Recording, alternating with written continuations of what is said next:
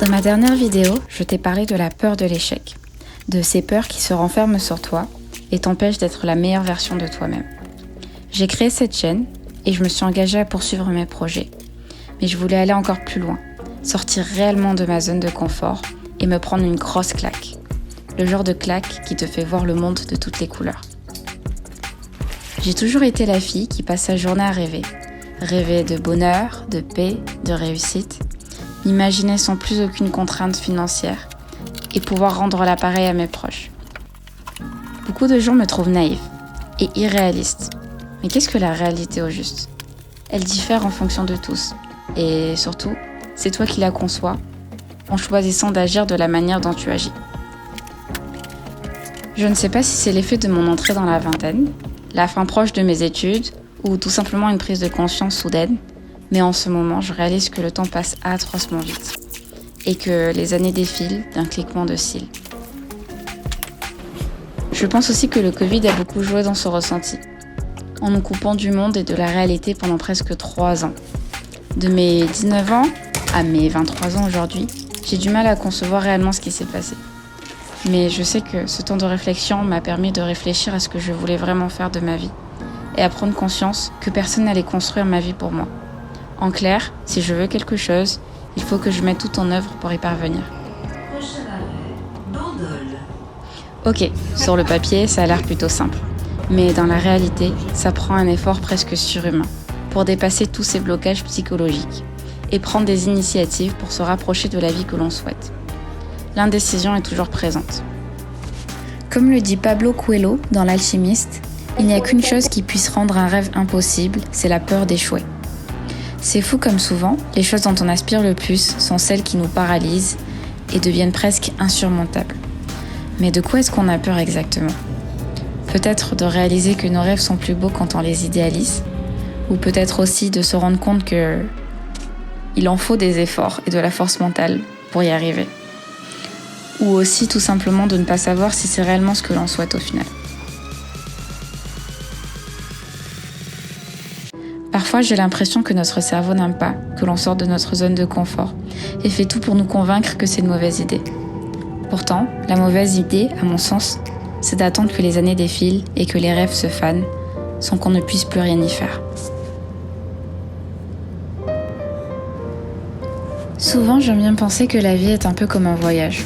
Quand on paye aussi cher pour acheter un billet, on se promet de profiter au maximum tous les jours que l'on va avoir.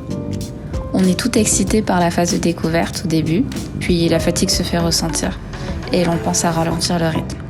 Sauf que le départ approche et on veut pouvoir profiter au maximum, donc on s'accroche pour ne pas avoir de regrets.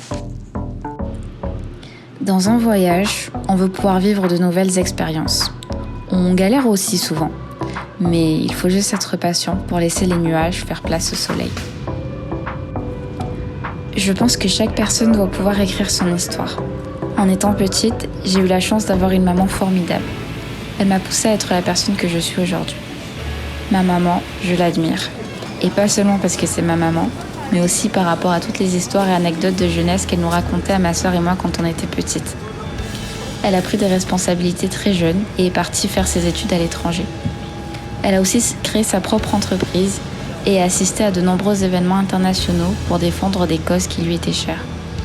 En l'écoutant, je me disais que je voulais être aussi passionnée qu'elle, pour pouvoir à mon tour raconter des histoires à mes enfants, si j'en ai un jour, parce que la transmission, ça a toujours été important pour moi.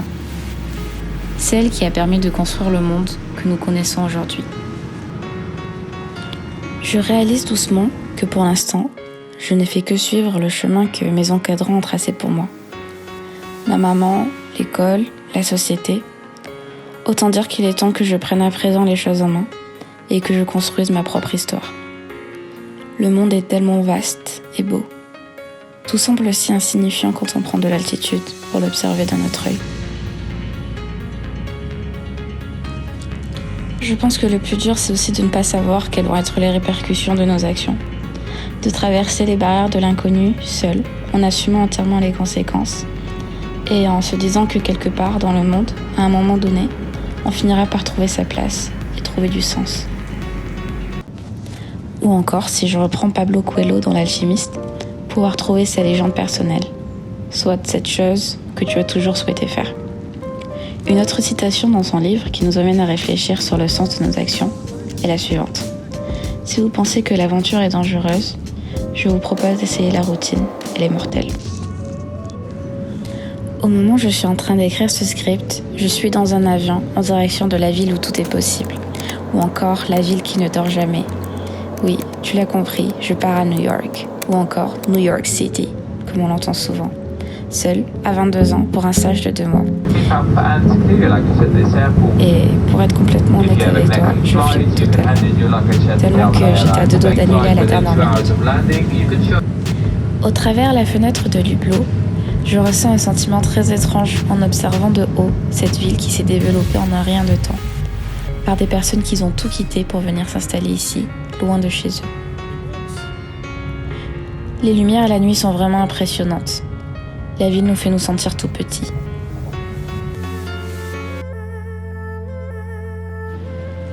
En me réveillant ce matin, alors que j'étais encore dans ma petite ville du sud de la France, je me suis demandé qu'est-ce qui m'était passé par la tête pour prendre une telle décision et me dire que c'était une bonne idée. J'ai super peur, mais d'un autre côté, je sais pertinemment que ce voyage est une opportunité incroyable pour me sortir de ma zone de confort, me permettre de créer de nouveaux souvenirs, gagner de l'expérience et faire de nouvelles rencontres.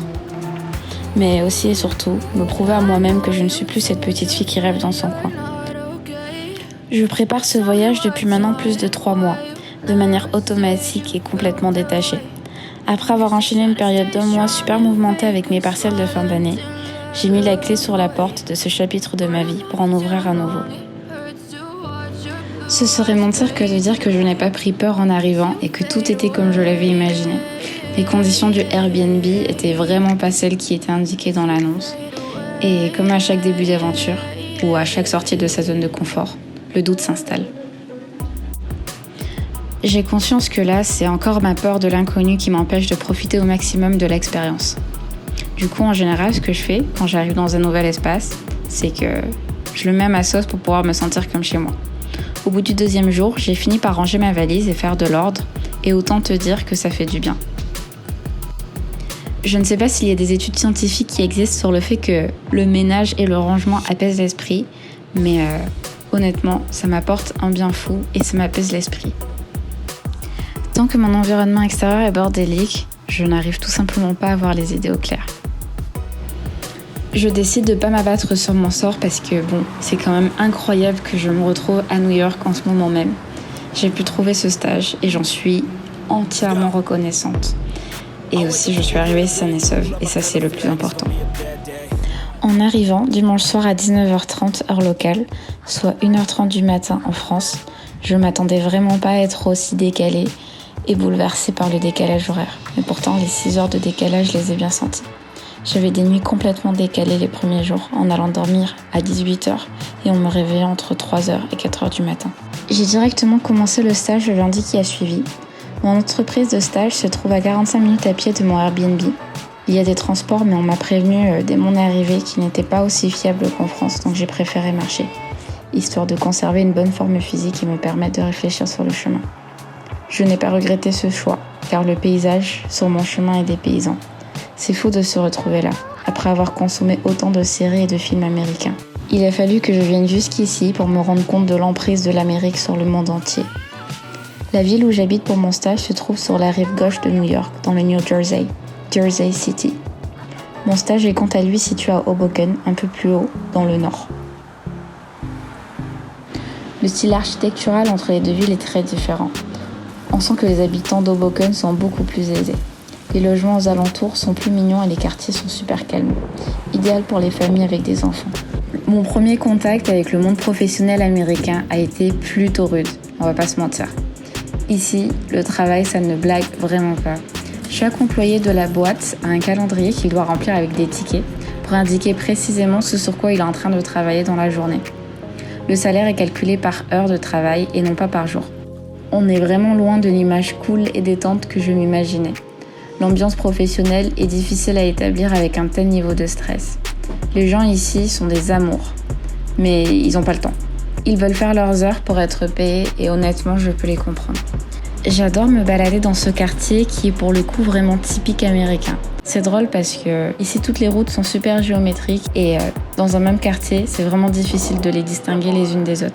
En sortant de l'entreprise le premier jour, je me suis rendue sur la rive du New Jersey pour observer ce pourquoi je suis venue. New York, la ville où tous les rêves deviennent réalité. La vue sur Manhattan est réellement impressionnante de loin. Tous ces immeubles qui semblent se perdre dans les nuages, c'est fou ce que l'homme a construit en si peu de temps. En observant ce panorama, je me sens tellement déconnectée de la réalité. Rien que pour cet instant que je suis en train de vivre, surmonter mes peurs et prendre des initiatives en valait la peine. Est-ce que toutes mes peurs et mes doutes ont disparu? Bien sûr que non. J'appréhende encore ce que demain me réserve. Mais pouvoir partager ce moment avec toi, ça me pousse à me dépasser encore plus. Alors reste avec moi et bienvenue dans ce nouveau chapitre de ma vie.